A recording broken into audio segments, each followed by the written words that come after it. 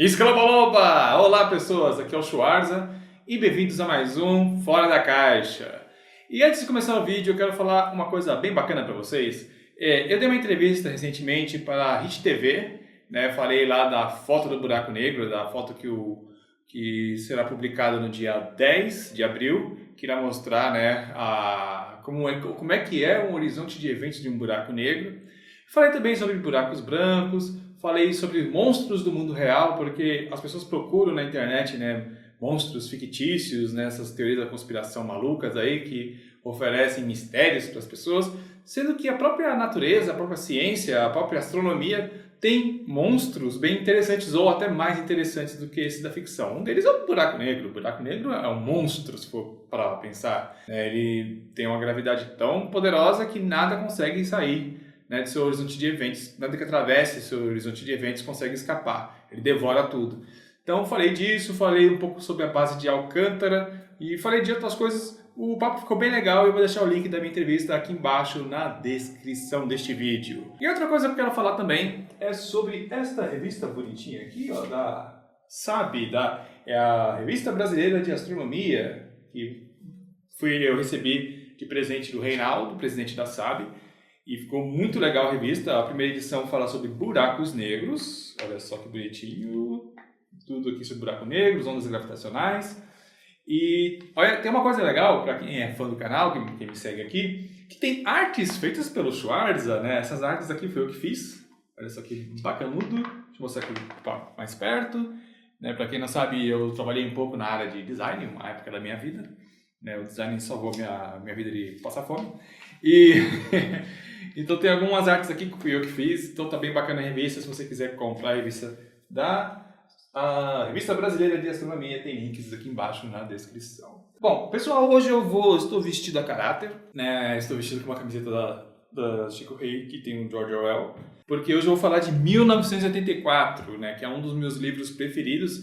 Ele está no meu top 5, faz tempo que eu li ele, né? Faz uns 15 anos que eu li ele pela última vez. Mas é um livro que não sai da minha cabeça, porque eu sempre converso sobre ele, sempre que eu posso, eu posto sobre ele no meu Twitter. É um livro assim que mudou minha cabeça, né? Que fez uma revolução dentro de mim, e a gata vai desligar na câmera, ela tá mexendo no fio aqui. Mas enfim, e eu resolvi falar hoje de 1984 porque eu tenho percebido que, bom, acho que não é só eu, acho que muitas pessoas devem estar fazendo esse paralelo, né? Essas comparações entre a visão que o George Orwell tinha sobre um futuro distópico, né? Ele escreveu um livro com um futuro distópico. Ele escreveu esse livro em 1949, se eu não me engano. E é engraçado, não, ou 1989, 1949, acho que é isso mesmo. Fez algumas projeções, né? Como seria a sociedade nesse futuro. E não tem como a gente não criar alguns paralelos, traçar alguns paralelos sobre isso. Então, por isso que eu quis falar sobre este livro. Bom, esse livro de 49, ele fala sobre várias mazelas que afetam a sociedade. Principalmente as mazelas que se originam do totalitarismo, né? O totalitarismo do qual George Orwell criticava tanto. Bom, muitas pessoas não devem conhecer esse livro, então eu vou fazer um pequeno resumo aqui para vocês serem contextualizados sobre o que o livro aborda. Bom, 1984 se passa no futuro, né? Para um livro que foi escrito em 1949, então 1984 é um futuro, só que é um futuro distópico. E nesse futuro, o mundo é governado pelo Grande Irmão.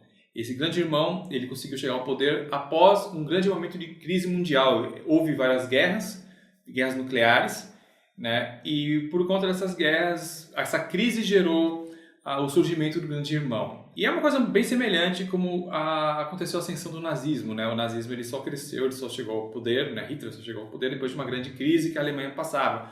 Grandes crises no mundo sempre fazem surgir ditadores, né? Pessoas que parecem que vão salvar o mundo e, na verdade, pessoas têm intenções bem não sombrias, assim por dizer. E nesse mundo governado pelo Grande Irmão, existem as teletelas, que são monitores, televisores que são espalhados pelas cidades, e eles monitoram tudo que as pessoas fazem, né? Tudo que as pessoas conversam, fazem, costumes, tudo é monitorado. Ou seja, não existe privacidade nesse mundo governado pelo Grande Irmão, nesse universo criado no livro 1984. E o protagonista do livro é o Winston Smith, que trabalha para o governo, no Departamento de Documentação do Ministério da Verdade. E o trabalho do Winston é pegar registros históricos e falsificar eles, e deixando eles de acordo com as vontades ou com a ideologia do governo que está no poder, né? Ele pega registros históricos e muda a história para deixar do agrado dos governantes, né? Ele reescreve a história, ele apaga algumas coisas e reescreve em cima. Basicamente isso que o Winston faz no livro.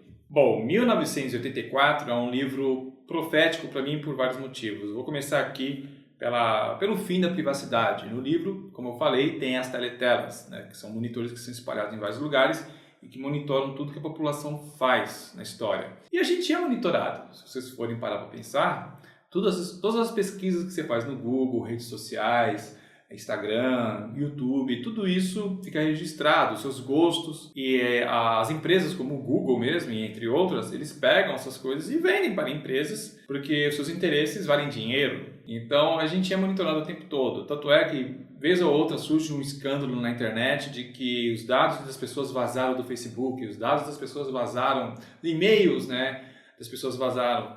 Enfim, a gente não tem uma privacidade, a gente tem uma ilusão de privacidade, mas a gente é vigiado a todo momento. Todo momento. Você sai na rua, né, você tem monitores não, câmeras, microcâmeras em todos os lugares. Você vai no mercado, tem câmera te filmando, você vai na rua, tem câmera te filmando. Se alguém quiser te perseguir o dia inteiro, ele consegue, né? Alguém que tem controle desses instrumentos.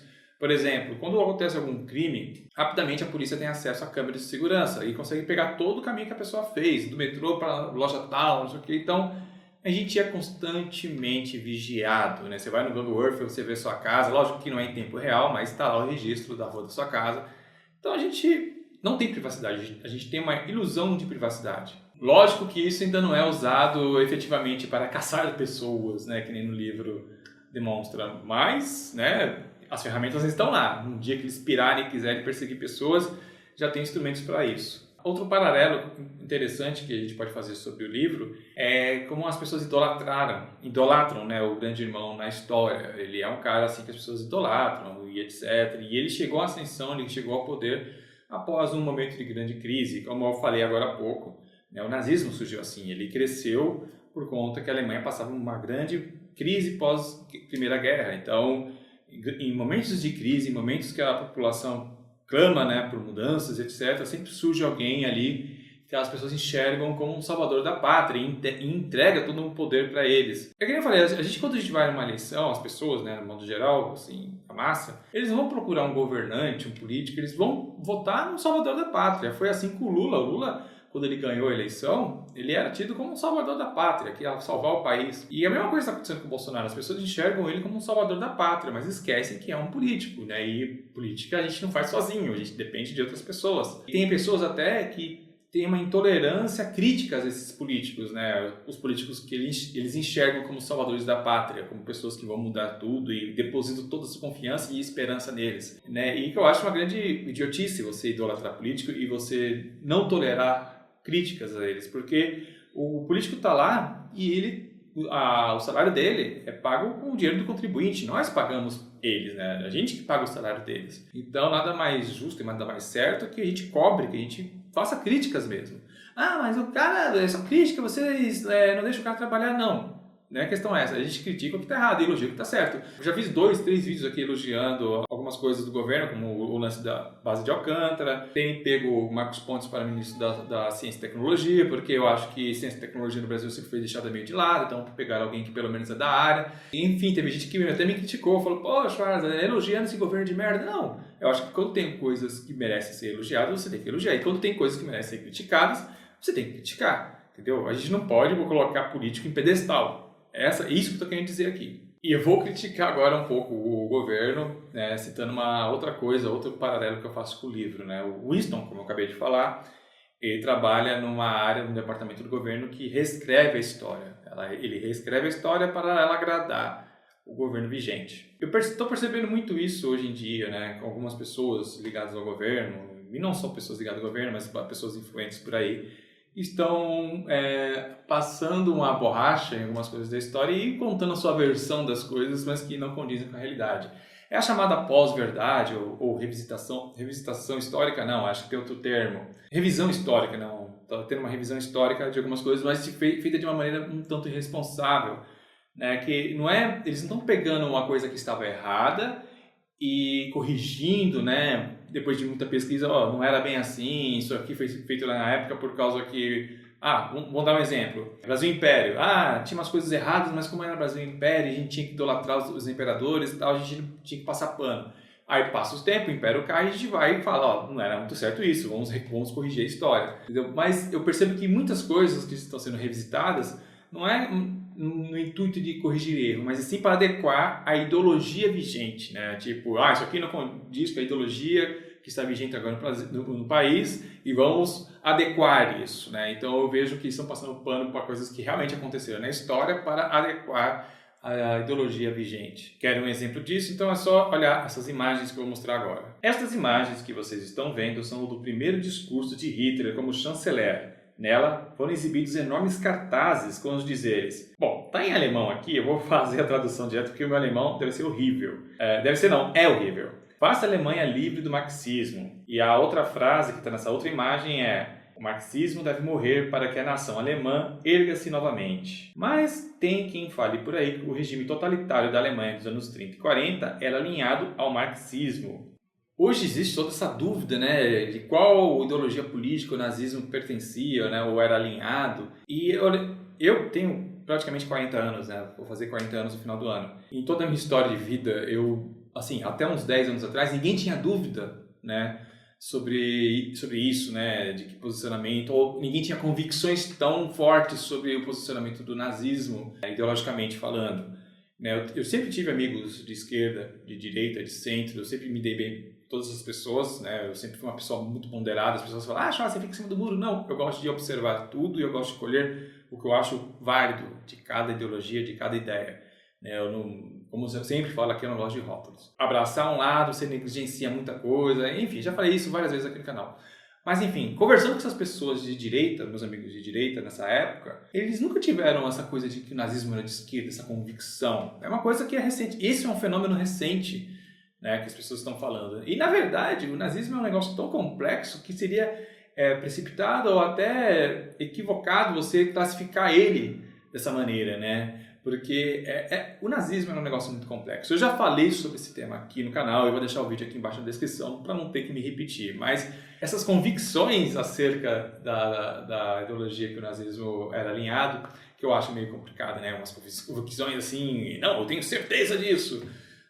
Essas certezas, né? Bom, aqui é um canal de ciência e uma coisa que eu abomino sempre aqui é certeza sobre qualquer coisa. Bom, 1984 fala sobre isso, sobre você pegar a história, fatos que aconteceram, e você omitir uma coisa ou outra, modificar ela ou apagá-la completamente para escrever outra coisa para agradar o governo, né? O 1984 fala muito isso, porque George Orwell ele se baseou muito, né, no regime totalitário de Stalin, né, na União Soviética, e eles faziam isso, eles faziam esse tipo de coisa. Então, muito do que o George Orwell colocou no livro é sobre a experiência que ele teve, né, observando ali o regime de Stalin. E outra coisa que o livro aborda é uma vigilância sobre o amor, né?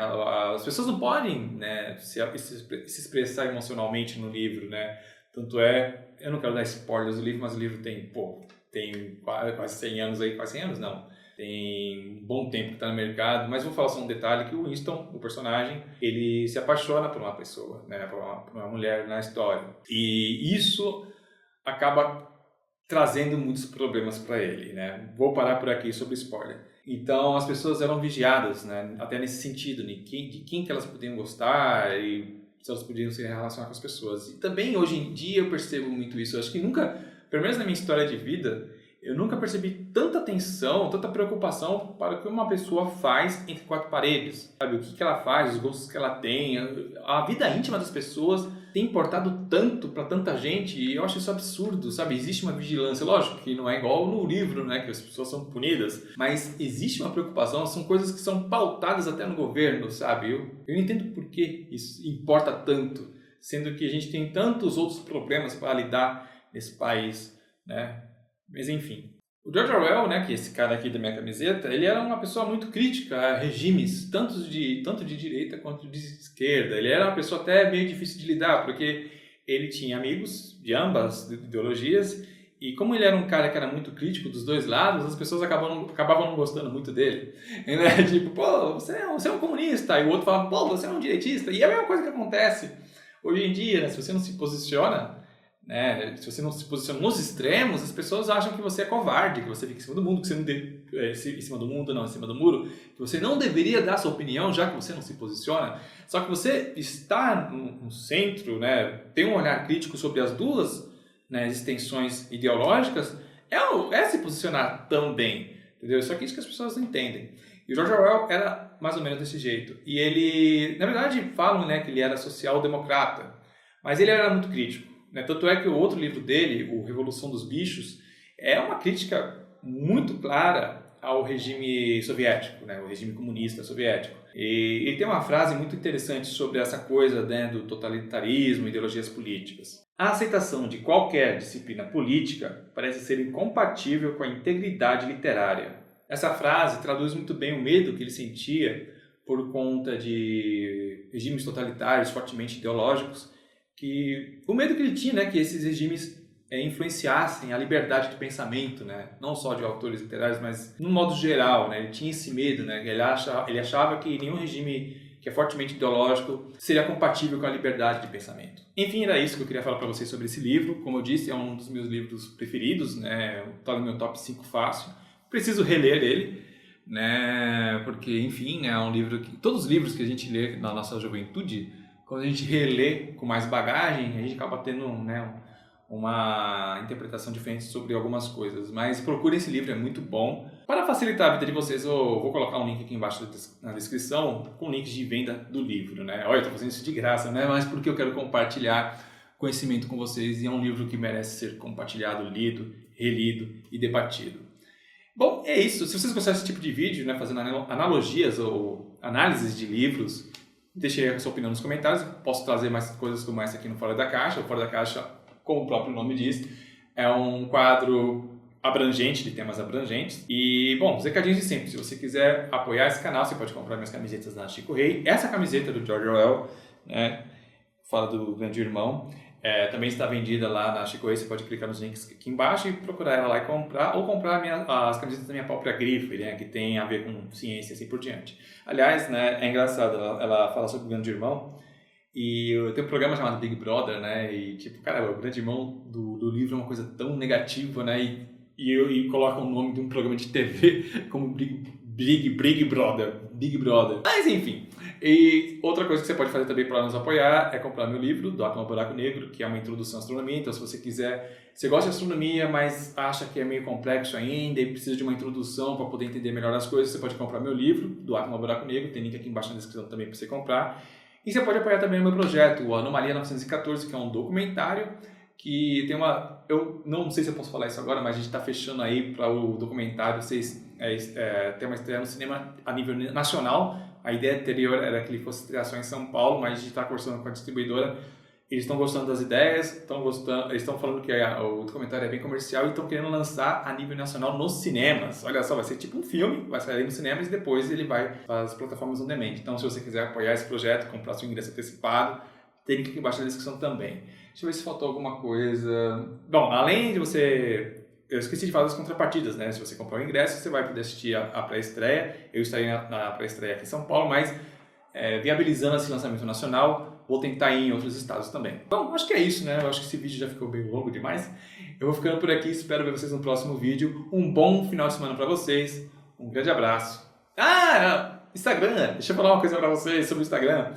Muitas pessoas estão perguntando por que eu emagreci, tal. Então, eu gravei minha rotina de treino no Instagram. Então, tá lá postando no meu Instagram toda a minha rotina de treino diária. Então, se você quiser ver como é que foi que eu emagreci, tá lá no Instagram, me segue lá. Agora sim, vou acabar o vídeo. Um grande abraço para vocês e hasta!